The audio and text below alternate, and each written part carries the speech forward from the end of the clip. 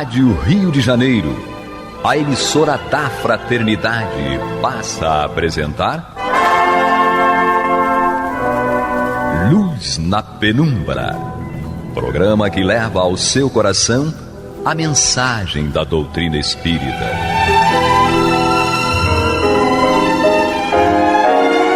E agora, com vocês, Aloísio Guigino, Fátima Miranda e Eduardo Araújo, para o estudo da obra O que é o Espiritismo, de Allan Kardec.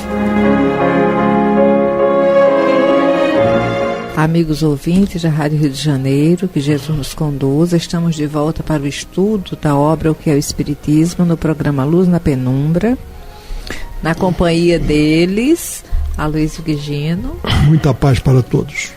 Eduardo Araújo. Muita paz aos nossos queridos ouvintes. Isso. Dando continuidade no capítulo 2, Noções Elementares de Espiritismo, a partir do item 32. O tópico, lembrando, é ainda comunicação com o mundo invisível. Então é 31, não é? 32. Nós concluímos, né? É isso, 32. Agora nós vamos iniciar o item 32. Capítulo 2, tópico Comunicação com o Mundo Invisível, item 32, agora com a leitura de... Pelo pouco que dissemos, pode-se ver que as manifestações espíritas de qualquer natureza nada têm de maravilhoso e sobrenatural. São fenômenos que se produzem em virtude da lei que rege as relações do mundo visível com o invisível, lei tão natural quanto as da eletricidade, da gravitação, etc. Então é por isso que a doutrina espírita, né, ela é uma ciência, Kardec no próximo parágrafo vai falar isso, né, porque ela trata de algo que foi tido como sobrenatural durante muito tempo. A gente falava nos programas anteriores, né, de pessoas que têm fenômenos chamados de poltergeist nas suas casas, né, móveis que se mexem, objetos... de uma forma inexplicável, e esses fenômenos eram tidos e foram tidos durante muito tempo como algo sobrenatural. Mas o Espiritismo, como uma ciência, veio mostrar que eram fenômenos naturais de leis desconhecidas da nossa ciência tradicional. À época. Ainda hoje, né? Algumas ainda hoje. A nossa ciência ainda não tem explicação para isso. Se você chamar um cientista... Existem aí os parapsicólogos que já admitem a questão da energia, né? Que os objetos podem se mover, mas eles dizem que essa movimentação dos objetos ela não é por uma causa espiritual, né? Na verdade, esses parapsicólogos são mais ateístas do que qualquer outra coisa. Eles dizem que a causa do que faz o objeto se mover é uma energia do ser humano. Seria uma energia do próprio ser humano, o que não é totalmente verossímil. Só que, como dizia Kardec, eles não aprofundam o olhar, porque quando um objeto se move de forma inteligente, evidentemente que a causa que está fazendo aquele objeto se mover de forma inteligente, no caso da mesa ali, a mesa não simplesmente ela se mexia, ela subia, ela descia lentamente, ela ia para um lado, ela ia para o outro. Então, claramente... não dá para você dizer que a energia das pessoas presentes fazia a mesa se mover daquela forma, porque havia uma inteligência por detrás. Eu lembro da dona Aurora Jesus Castro, que ela contava uma história, presidente do Maria Madalena, que ela foi fazer um atendimento numa casa e ela disse que, estupefata, ela viu uma vela num pratinho, aqueles pratinhos pequenos, com a vela se levantar e de um ponto a outro, e eles olhando aquilo acontecer. Não dá para dizer que aquilo é um fenômeno produzido pela simples energia dos presentes. Havia uma inteligência por detrás do fenômeno. E aí, isso é que dá a diferença, e é isso que a doutrina espírita se debruçou como uma ciência para explicar aquilo que a ciência tradicional aqui da Terra não tinha condições. A ciência tradicional aqui da Terra ainda é uma ciência que busca a explicação para efeitos, mas não entende ainda as causas. É isso aí. Tá? Perfeito. Porque nós, quando falamos aqui de fenômenos de efeitos físicos, nós conjugamos a ação da espiritualidade com a ação do ser humano. Certo? A combinação dos fluidos dos dois é que vão promover esses movimentos, esses ruídos, esse levantar e abaixar das mesas e outros tantos mais. Tá? O enrolar de um disco de vinil, se aqui vira um cilindro pequenininho, todo enroladinho, sem quebrar. Certo? E vamos por aí afora, nós já vimos isso acontecer. Certo? Nós já vimos, por exemplo, as luvas de parafina, certo? Que são realizadas, né? E vamos por aí afora. Não há como nós entendermos, ou melhor, aceitarmos determinados fenômenos sem admitirmos a ação da espiritualidade. Certo? Agora, depende de cada um aceitar ou não. Nós vamos caminhando para lá. Devagarzinho nós vamos caminhando para lá. Né? Vamos nós. Vamos nós. O Espiritismo é a ciência que nos faz conhecer essa lei, como a mecânica nos ensina as do movimento, a ótica, as da luz, etc. Por isso Kardec preferia não chamar o Espiritismo de uma nova religião. Sim. Porque era uma ciência, né, que buscava explicar esses fenômenos e essa relação do mundo material com o mundo espiritual, mas filosoficamente de consequências morais. Então, nesse sentido, sim, a gente poderia entender como uma religião, mas na sua essência, Kardec chamava o Espiritismo de uma ciência nova. E tem mais um aspecto aí também, porque todas as religiões que nós conhecemos são plenas de dogmas sem possibilidade de discussão, são plenas de rituais, certo? Tem hierarquias, certo? E o Espiritismo não tem isso. O Espiritismo tem dogmas, tá? Mas os dogmas que o Espiritismo apresenta, eles podem e devem ser discutidos para buscarmos o entendimento. Ele tem dogmas, mas não é dogmático. Tem dogmas, não é dogmático, exatamente. Perfeito. E aí nós temos essa situação, né, de que dentro da doutrina espírita não há tudo isso que o Aloysio falou. Porém, algumas pessoas, né, os espíritas e o movimento espírita eventualmente pode fazer o contrário. E criar determinados rituais, criar determinadas situações que não existe no corpo doutrinário codificado por Allan Kardec junto aos espíritos superiores. Agora, essa ciência, que é a ciência espírita, é uma ciência que ainda irá progredir muito no planeta. Eu vejo hoje muitos cientistas, materialistas, ateístas, que já admitem a realidade dos fenômenos espirituais, né, que, entre aspas, se converteram à realidade diante dos fatos, viram e compreenderam o que estava acontecendo. O próprio William Crookes, ele era uma pessoa que foi chamada para desmascarar os ditos fenômenos espíritas. E William Crookes, de uma forma científica, experimental, através lá dos fenômenos da materialização do espírito Kate King, ele fotografou, ele pesou, ele mediu, ele fez molde de parafina, ele fez tudo com o mais rigoroso critério científico. Porém, o trabalho dele foi praticamente ignorado pela ciência até hoje. William Crookes é citado nas academias, né, nas universidades, porém eles não falam deste trabalho do William Crookes, que disse que não só era possível o fenômeno espírita, como ele era real. Ele declara isso. E William Crookes não era qualquer um. Era um homem extremamente respeitável, descobridor do elemento talho da tabela periódica da química, um dos precursores dos raios catódicos que deram origem à nossa televisão, dos tubos, aqueles tubos.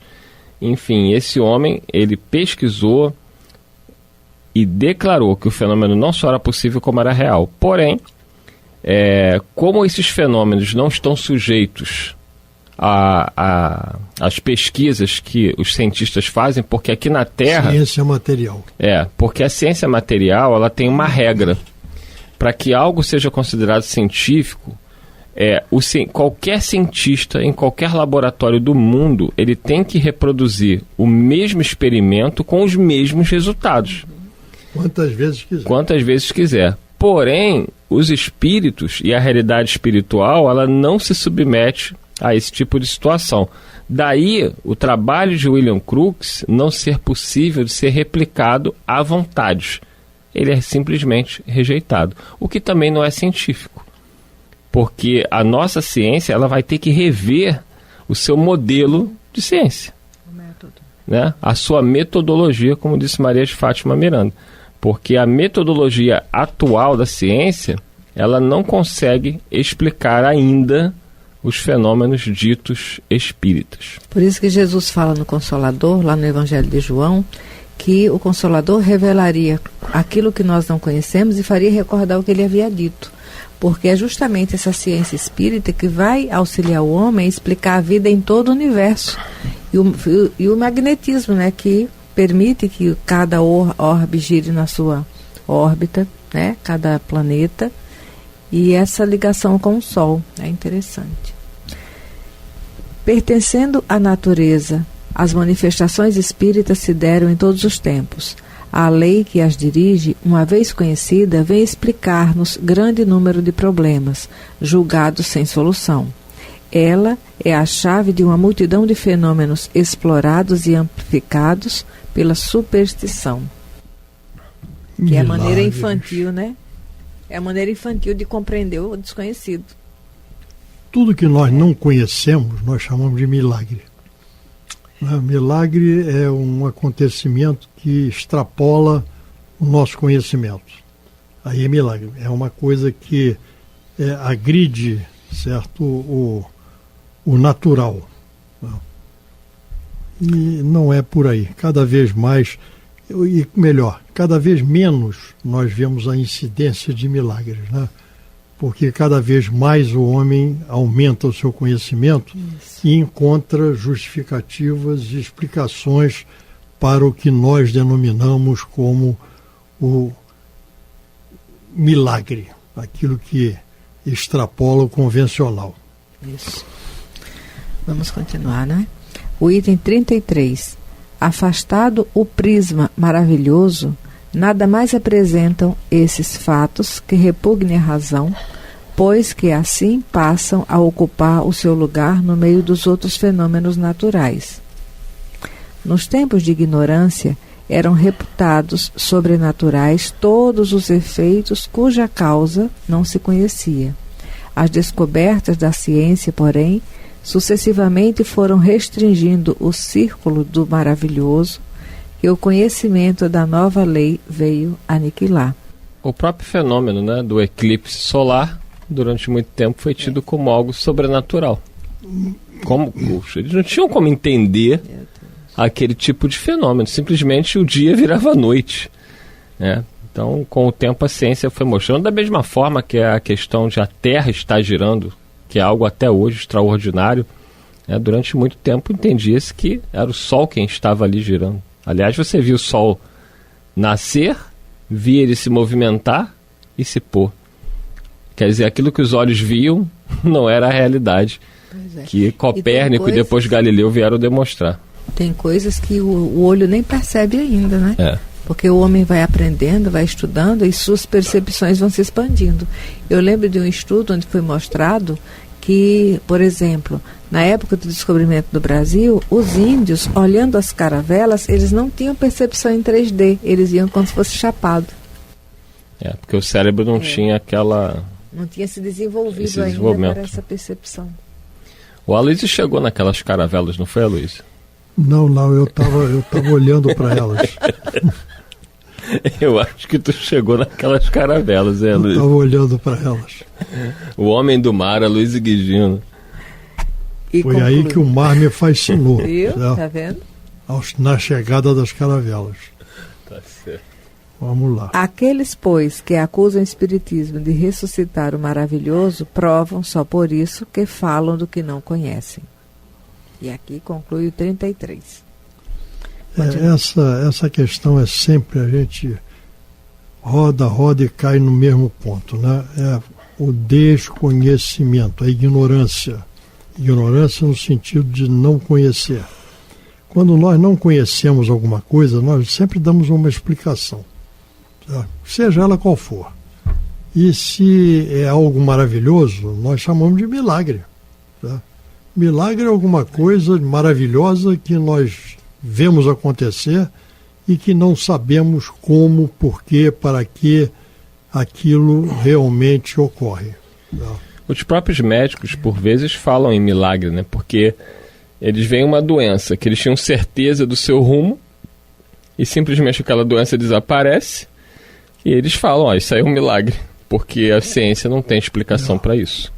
Mas milagre no sentido sobrenatural, e na verdade nós sabemos que não há nada de sobrenatural ali, apenas a atuação dos espíritos, utilizando de leis naturais desconhecidas, através dos fluidos, na possibilidade de regenerar o corpo humano em qualquer situação. Basta ver como Jesus atuava, né, na época, em doenças naquele momento incuráveis, como a lepra hoje, conhecida como hanseníase, fazendo cegos voltarem a ver, mudos voltarem a falar.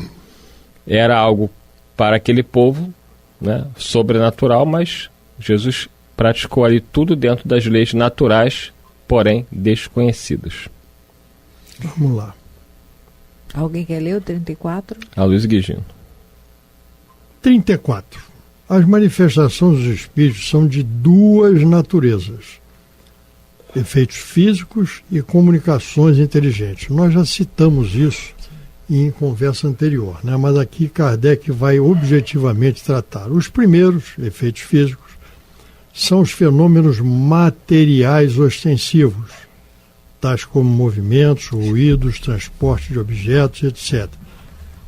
Fenômenos materiais. Os outros fenômenos, comunicações inteligentes, consistem na troca regular de pensamentos por meio de sinais, das palavras e principalmente da escrita. Mas são manifestações ou são fenômenos que têm um fundamento inteligente. Não é apenas um fenômeno material. Tem também aspectos que dizem respeito à parte moral. Nós já fizemos aqui uma diferença entre uma e outra, mas Kardec vai desenvolver com muito mais propriedade e sabedoria, logicamente, certo, do que nós poderíamos falar aqui. Então nós aqui notamos que existem dois tipos de manifestações, ou duas naturezas de manifestações. As de efeitos físicos, que são fenômenos materiais, e as comunicações inteligentes, que consistem em manifestações pelo pensamento, que são materializadas através da fala, da escrita, etc. No item seguinte, as comunicações, 35, as comunicações que recebemos dos espíritos podem ser boas ou más. Uma coisa que a gente já repetiu aqui algumas vezes. A mediunidade por si só não é boa ou má. Depende de quem está se comunicando e do padrão moral de quem sintoniza com eles. Podem ser justas ou falsas, profundas ou frívolas, consoante a natureza dos que se manifestam. Os que dão provas de sabedoria e erudição são espíritos adiantados, no caminho do progresso. Os que se mostram ignorantes e maus são ainda atrasados, mas que com o tempo hão de progredir. Que aí é uma diferença grande da doutrina espírita em relação a algumas outras religiões, né? Porque dentro da doutrina espírita nós entendemos e sabemos que o espírito atrasado, e mesmo aquele que é considerado um mau espírito, um dia será um espírito puro. É igual o aluno, né, que repete de ano, mas um dia ele vai terminar.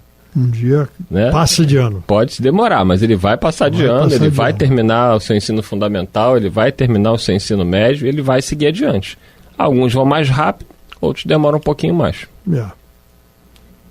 E, prosseguindo, os espíritos só podem responder sobre aquilo que sabem. Vou repetir, hein? Isso é importantíssimo. Os espíritos só podem responder sobre aquilo que sabem, segundo o seu estado de adiantamento, e ainda dentro dos limites que lhes é permitido dizer, porque há coisas que eles não devem revelar, por não ser ainda dado ao homem tudo conhecer. Isso aqui é fundamental, esse parágrafo aqui é muito importante, porque de um modo geral nós achamos que todo espírito que se manifesta, ele tem razão, aquilo é verdade, certo? Não é? Sabe de tudo. Sabe tudo. Certo? Quando na realidade nós vemos lá no Livro dos Espíritos, quando nós vamos da 100 a 113, né, quando fala das ordens dos Espíritos, nós temos ali vários grupos de espíritos que são galhofeiros, brincalhões, pseudo-sábios, certo?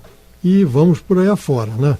Então, na realidade, o espírito ele se apresenta com o seu grau de elevação, o seu grau de adiantamento.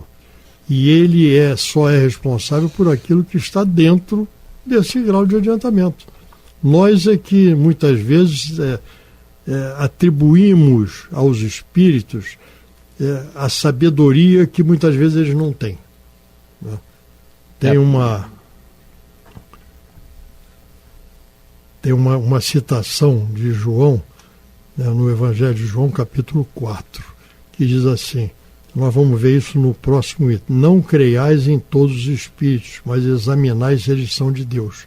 Isto é, se aquilo que nos é revelado está relacionado com a lei divina. Tá? Porque nem tudo que vem da espiritualidade é compatível até para que nós possamos aceitar. Tá? Por isso, tudo que vem da espiritualidade deve estar sujeito a um critério de avaliação, a um critério de comparação com aquilo que nós já temos a respeito, tá?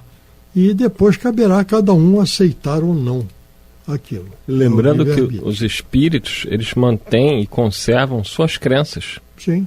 O fato de estar desencarnado não vai tornar o espírito espírita, né? Ele vai continuar, muitas vezes, dentro da sua crença, seja qual for a sua religião, a sua filosofia.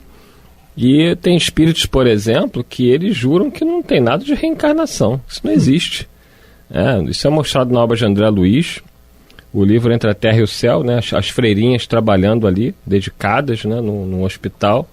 E o André Luiz questiona se elas tinham plena consciência da realidade espiritual. E o Clarencio, né? Ele diz não, elas não têm essa compreensão, são bondosas, são prestativas, estão ali na tarefa do bem, mas elas não têm esse conhecimento, elas não sabem que existem outras esferas, elas não sabem dos outros planetas, elas não sabem que vão reencarnar, mas são trabalhadoras ali, bondosas, que estão fazendo a sua tarefa de caridade. Então tem muitos espíritos que não têm nenhuma noção daquilo que nós, que estamos aqui encarnados agora, conversando, estudando a doutrina espírita, temos. Mesmo nós encarnados aqui, nós vemos pessoas boníssimas e que, no entanto, não têm um conhecimento maior sim.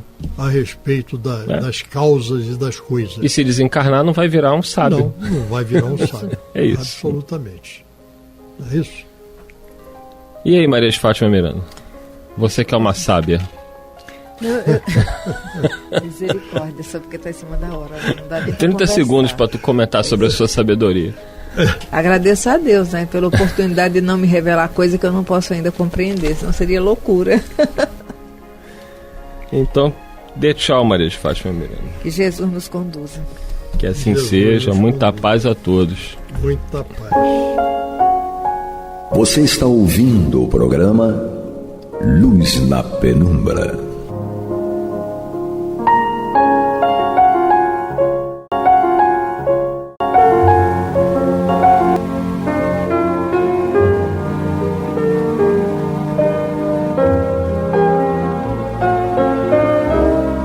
A Rádio Rio de Janeiro está levando ao seu lar e ao seu coração a mensagem consoladora da doutrina espírita, através do programa Luz na Penumbra. E agora com vocês, Bill Fabiano e Renato Souza, para comentar os textos da Revista Espírita de Allan Kardec no período de 1859 a 1869. Muito bem, prezados ouvintes da Rádio Rio de Janeiro, emissora da Fraternidade, estamos de volta com o programa Luz na Penumbra, Revista Espírita, ano ímpar, não é? Tá aqui, né? Nós estamos nessa incumbência, eu, meu parceiro Bill Fabiano Cordeiro, que está afastado momentaneamente por causa de problemas de trabalho, não é? Logo, logo ele vai estar de volta. E enquanto isso, meu outro parceiro, Chiquinho, pros íntimos, Francisco de Assis está aqui comigo para não me deixar sozinho. Boa noite a todos. E na técnica, Pardal, isso é. Principalmente na hora de pronunciarmos algumas palavras em francês. E aí a gente, desde já, a gente pede desculpa, porque, olha, o francês não é fácil não. Não é fácil não, nem um pouquinho, tá? E a gente vai tentando fazer aqui o melhor que dá para fazer, tá bom? Vamos nós. Estamos em outubro de 1859, falando sobre boletim da Sociedade Parisiense de Estudos Espíritas, né? Vamos dar continuidade aqui à última parte que a gente estava tratando. E pigarro, é assim mesmo, é assim mesmo, é assim mesmo. Tem dessas coisas. Né? E aí nós vamos dar continuidade aqui. Inclusive, nós estávamos até preocupados aqui, como é que a gente vai falar tanto nome difícil? Mas vamos tentar, né, Chiquinho? Vamos tentar. Então, o Kardec vem dizendo assim agora, olha, estudos, né? Perguntas sobre a avareza a propósito da evocação do pai Crépin de Lyon, né? Serão publicadas em continuação desta evocação. Aí ele vem, primeira evocação do senhor Private d'Anglemont, ou de Anglemont, né? A outra do senhor Julien, né? E ela foi feita a pedido de um outro senhor aqui, que é o senhor Boxhorse. Enfim. E do senhor Adrian de S. Reticências, né? Ou Adrian. A evocação dele, né, Renato? Isso. Feita por uma pessoa estrangeira assistindo a sessão. Essa evocação, embora tendo um interesse todo pessoal, oferece um sinal característico no que se refere à influência exercida pelos espíritos errantes sobre os espíritos encarnados. É bom se ater a isso aqui, né, Chiquinho? É isso aí, eles estão influenciando, né? Sim. Ele continua. A sepultura de Saint-Leu, procurando a sepultura do grande chanceler Pasquier na igreja de Saint-Leu, em Paris, dia 27 de julho de 1859, os operários, tendo descoberto uma parede, encontraram sob o coro, com 5 metros de comprimento, 4 de altura e 2 de largura, uma sepultura hermeticamente fechada com uma laje. Nessa sepultura se encontravam 15 a 20 esqueletos sem caixões e em diferentes posições, o que anunciava que não haviam sido sepultados. Caramba, será que foram emparedados, Renato? Será? É algo estranho, né? Né? E aí vem uma série de nomes aqui também, ó. Na parede encontrou-se escrito com um instrumento pontiagudo: Marvet, 1733, Chenes, 1733 também, Marx, Criança de Couro, 1727, Só um minutinho, Renato. Criança de couro, nesse caso, é o Coroinha, né? É. Coroinha. Sim. Né? Charles Remy, 1724, Gabriel, 1727, Thiévin, 1723, Maupin, 1728 e vários nomes ilegíveis. Ilegíveis, né? Não é? Outros, Então, é porque ele falou que tinham diversos corpos, né? sim, e esse aqui eles conseguiram Interpretar. não é? Vamos lá. Perguntou-se ao espírito de St. Louis se era possível evocar um dos espíritos cujos nomes se achavam na sepultura, a fim de obter dele esclarecimentos sobre essa descoberta. Ele respondeu: eu vos aconselho deixar isso de lado. Há crimes neste assunto muito recente e não se deve exumar nada que lhe concerne. Ele já fez um alerta. Exatamente, Renato. Isso chama-nos muito a atenção pelo quê? Certas situações, por exemplo, até a divisão de herança, né? Que é muito mais comum, nós gostaríamos de ter uma opinião do desencarnado acerca do assunto. E olha o aconselhamento, né? Deixar isso de lado. Olha aí. Deixar isso de lado, né? Enfim, vamos ver. Não sabe que energias ele vai estar lidando, né? Exatamente, o estado espiritual com aquele espírito se encontra, né? Sim. Então ele vai continuando dizendo aqui, tem um nome difícil aqui também, né, Chiquinho? Vertueux. Enfim, né? Antigo autor dramático e autor do teatro de Cité. Era um homem jovem, de espírito de uma bondade notável e gozando de uma fortuna muito grande. Em pouco tempo, ele perdeu todos os seus haveres por uma bancarrota. Depois a palavra, a audição e a visão. Né? Depois a palavra, a audição e a visão. Né? Ele perdeu tudo isso? Perdeu a voz, né? É isso que ele está tentando dizer, né? Então ele vem dizendo, né? Morreu num lugar lá, né? Bicêtre, né? Bicêtre, né? Onde 20 anos surdo, mudo e cego ficou, né? Durante todo esse tempo, não recebendo comunicações, senão quando lhe se traçavam caracteres na cavidade da mão. Caramba! Então ele respondia por escrito. Essa posição excepcional parecia dever oferecer um interessante objeto de estudo psicológico. O espírito de St. Louis, consultado a esse respeito, respondeu: não o evoqueis, ele está reencarnado. Caramba! Olha só. Depois ele forneceu diversas informações sobre os antecedentes desse jovem, as causas e as circunstâncias de sua enfermidade. Aí ele vai dizer para os detalhes dessa tocante história, né?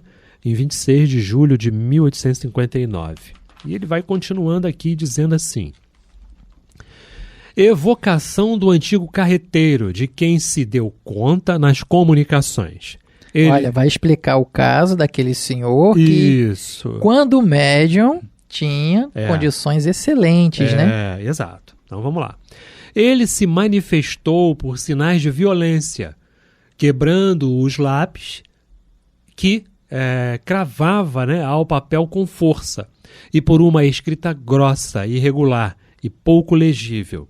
Essa evocação apresentou um caráter notável, sobretudo do ponto de vista da influência que o homem pôde exercer sobre certos espíritos inferiores pela prece e os bons conselhos.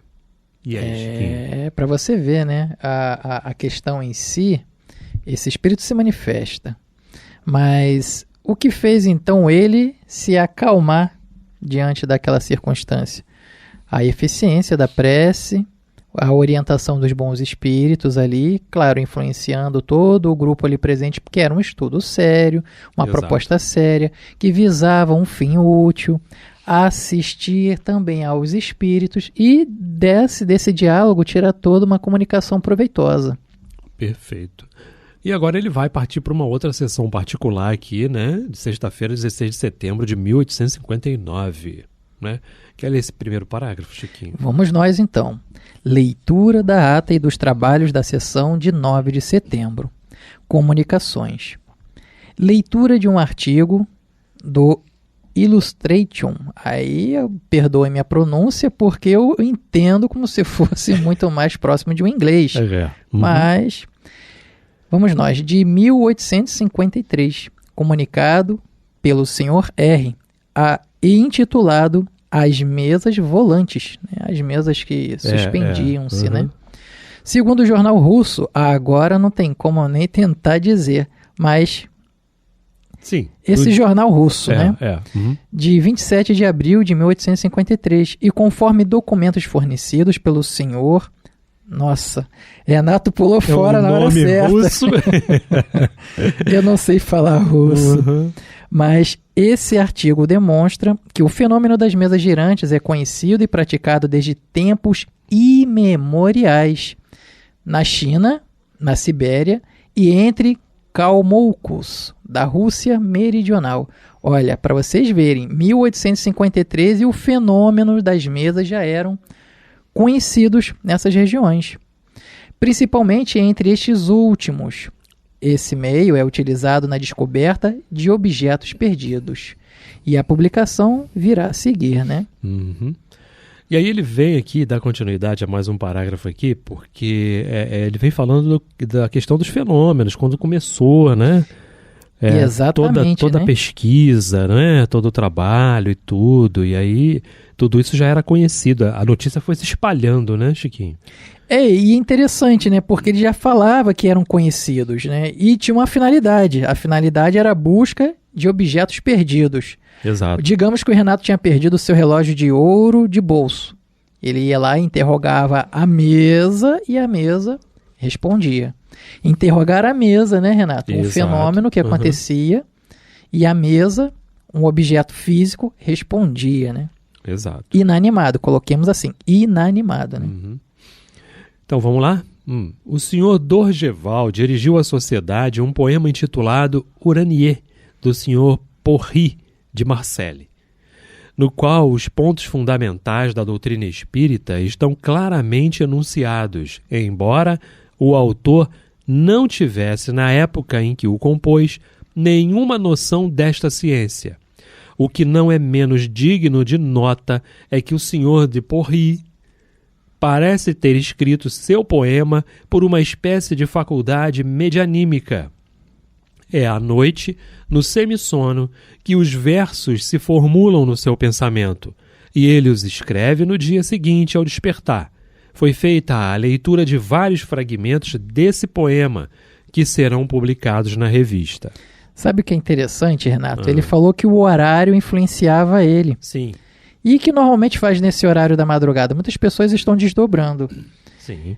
Algo que a maioria das pessoas não sabe, salve a necessidade da curiosidade e preenchendo com um exemplo prático, Ariano Suassuna. Ele falava que muitas das histórias que ele passou a escrever, claro que todo mundo conhece, o Alto da Compadecida, ele recebeu a intuição de escrever durante a madrugada. Sim. Ele acordava e começava a criar a história a partir dali. Chicó e a turma toda fazendo a escrita da história, dos percursos de todo, e ele sozinho, né, durante aquele silêncio, passava a criar todo aquele contexto. Interessante, o personagem João Grilo, que é um ser também muito conhecido na madrugada. Sim. E é justamente no desdobramento em que você vai receber muitas informações. O problema é que a gente não lembra de tudo. É verdade. Quando acorda, né? Aí é que tá o problema, né? Seria bom se lembrasse de tudo, né? Ou talvez não, né, Renato? Dependendo de onde você vai, tudo né? Tudo que foi bom, né? Tudo que foi bom. Tudo que foi bom. Faltou colocar essa palavrinha, né? Tudo que foi bom, tudo que foi pra você botar em prática e tal, né? Então ele continua, né? Carta do senhor P. de Marseille, contendo uma comunicação de um espírito que se faz conhecer sob o nome de Paul, e uma de St. Louis, notável por diversas respostas de uma grande profundidade. Leitura de uma comunicação espontânea feita ao Sr. R., membro da sociedade, pelo açougueiro assassino da rua de La Roquette, que foi assunto da sessão de 2 de setembro e que se interpôs numa reunião que ocorreu na casa do Sr. Allan Kardec. Esse espírito veio agradecer por terem orado por ele, assim como tinha pedido, né? Essa comunicação é notável pelos bons pensamentos que encerra, que lança uma nova luz sobre a assistência que se pode dar aos espíritos sofredores. Aí vem agora os estudos, né? E ele diz que será publicada depois, né? E tudo. Foi perguntado ao espírito de St. Louis se, independentemente dos assuntos previamente elaborados, Os espíritos consentiram em darem comunicações espontâneas sobre um assunto à sua escolha. Ele respondeu afirmativamente e que César escreverá a próxima vez por intermédio do Sr. R. e com o consentimento deste último. Chiquinho quer continuar? Sim, vamos lá. O senhor Cole, aí termina com reticências. Presente à sessão, como ouvinte, pergunta se lhe permite fazer a evocação de seu filho, cuja morte é para sua mãe uma causa de sofrimento que nada pode atenuar. Devendo ir encontrá-la no dia seguinte, gostaria de relatar a conversa como motivo de consolação. Como é de interesse meramente pessoal, esta evocação não será publicada. Então. Eu faço aqui uma observação, porque lá em cima, há pouco tempo atrás, o espírito falou, né? Que talvez, para motivos recentes, nós não evocássemos esse espírito, né? Lembra, Renato? Lembro. Então, a gente tem que tentar e ver. Mas como o motivo era louvável, né? O motivo era a consolação da sua esposa, né? Sim. Então, vamos ver como fica mais à frente. Vamos lá. Exame da teoria do Sr. Bresser. Né? Eu acho que é Bresser. Bresser. O Renato que sabe do francês aí. Sobre os médiuns. Ele considera os cartões, pranchetas e outros instrumentos como os únicos médiuns verdadeiros. Ué, Renato, como assim? Que classifica de médiuns inertes, considerando-se que nos médiuns animados, diz ele, há sempre maior ou menor participação do pensamento pessoal. Então nesse ponto ele considera a utilização de, novamente, maior ou menor participação mental das pranchetas, né? sim, dos cartões, das pranchetas, como os verdadeiros, ou seja, sem a interferência pessoal de um médium. Exato. Né? Vários membros tomam parte da discussão, pondo-se de acordo no combate à opinião do Sr. Bresser, fundada, segundo dizem, sobre uma observação incompleta. Por que incompleta? Falta o fluido, né? Tendo em vista que a independência absoluta do médium animado está provada por fatos irrecusáveis. Um dos argumentos opostos ao Sr. Bresser é de que os cartões e pranchetas nunca falam sozinhos, onde resulta que não passam de instrumentos, ou, como já foi dito, de apêndice perfeitamente dispensáveis. São os acessórios e não o principal. Munida de lápis e influenciada pela pessoa. A prancheta não é mais médium que o lápis colocado diretamente na mão da pessoa. É interessante porque tem diferença você falar o médium Renato e o Renato médium. Explica isso aí, galera, porque a galera pode estar com alguma dificuldade. Tem diferença sim. E aí na hora do trabalho, na hora que você está se entregando para o trabalho, está sendo instrumento, tem diferença sim, não é? O médium Renato, o mais fidedigno instrumento de trabalho, dentro das possibilidades que ele pode oferecer, né? E quando você diz o Renato médium, poxa, aí o Renato está passando à frente de tudo, né? E o Renato, quando passa à frente de tudo, pode dar ruim. Aí sim é um problema muito grande com o animismo, né? Com o animismo, e deixa de ser um instrumento mais fidedigno possível, tá? Então, isso é o que fica muito claro nesse parágrafo aqui, né? Vamos exemplificar um pouco mais. Antigamente, o Kardec se utilizava de uma cesta, e sobre a cesta, um lápis que apontava sob um papel. Terminada a reunião, eles iam colher a leitura que era realizada através da escrita sob a cesta. Então estava ali grafado exatamente como o senhor Bresser.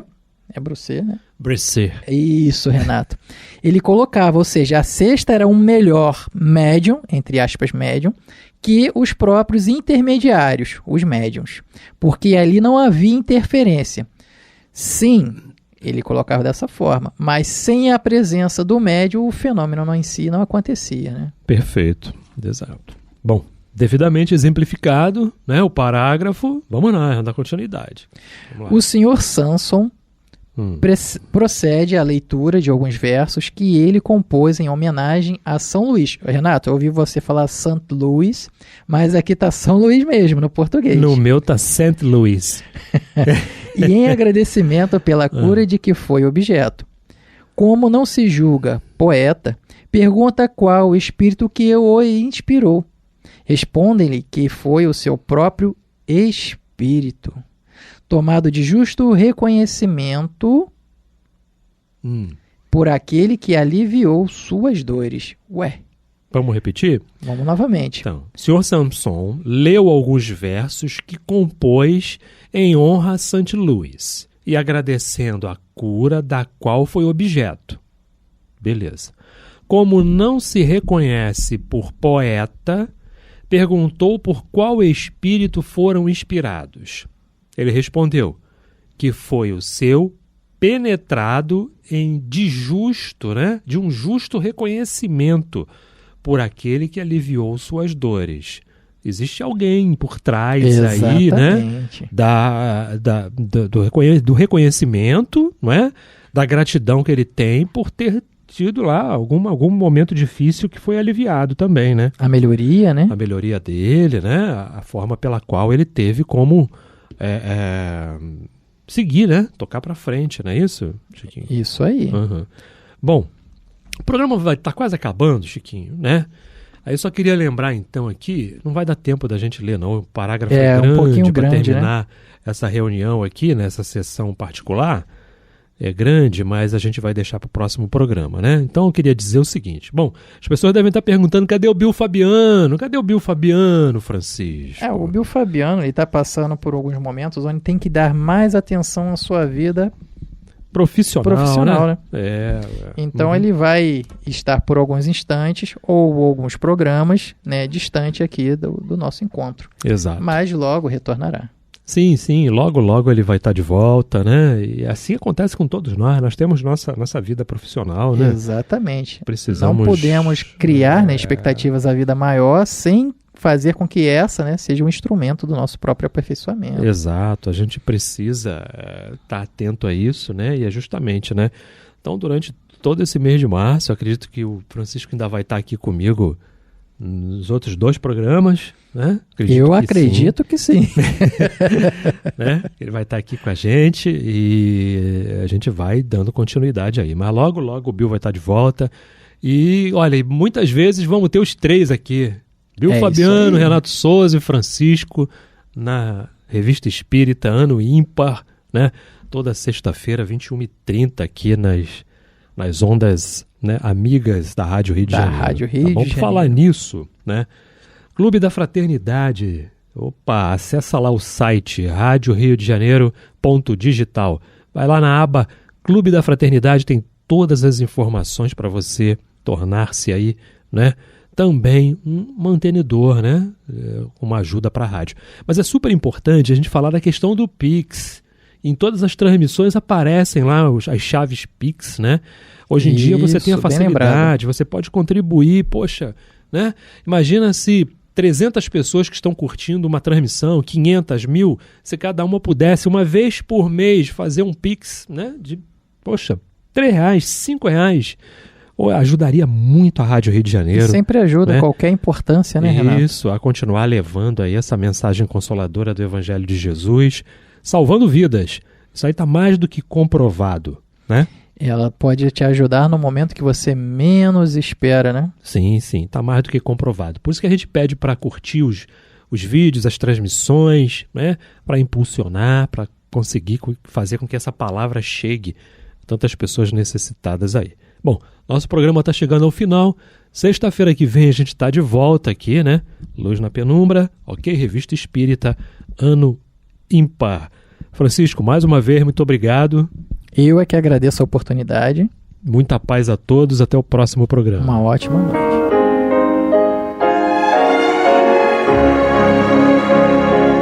E vamos ouvir agora a prece de encerramento de nosso programa, na voz de Geraldo de Aquino. Jesus, dá-nos coragem para a luta, piedade para os insultos e misericórdia para as injustiças e ingratidões. Limpa nossa alma de inveja e ambições mesquinhas, de ódio e de vingança o nosso caminho. E que dentro em pouco, ao recolher-nos de novo ao calor do nosso leito, para que o sono nos dê a paz e o esquecimento das tristezas humanas, possamos sentir, Senhor, no mais íntimo de nosso ser, a doçura indefinível do Teu amor e a grandeza incomparável da Tua divina presença. Que assim seja.